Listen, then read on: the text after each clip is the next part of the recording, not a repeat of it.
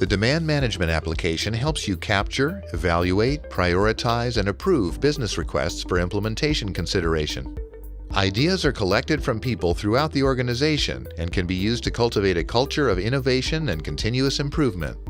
Promising ideas are shared between IT and the business unit. Approved ideas will then become demands. It's important to ensure alignment with business goals and to deflect ideas that don't drive the business forward and promote innovation. A demand flows through a series of states: draft, submitted, screening, qualified, approved, and completed. Upon approval, the demand will become a project, enhancement, change, or defect. Your governance process will determine what's required to progress through the states. Let's step our approved idea through the demand management process.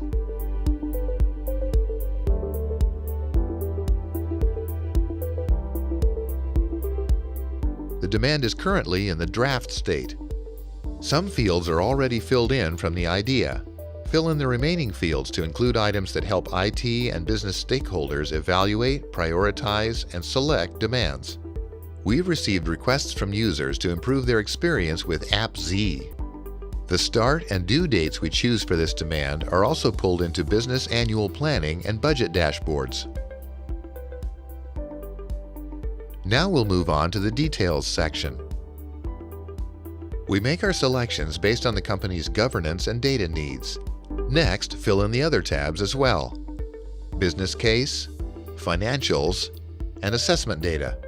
Now add supporting records to reflect expected capital and operational expenses.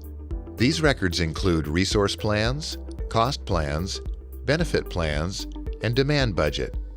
You can also add risks and decisions related to this demand. The screening state engages the community that has an interest in the demand. Stakeholders and approvers for the demand's portfolio are automatically part of this community. You can assign an assessment to the stakeholders. The assessment lets them voice their opinions. These responses are weighted and factored into a score for the demand.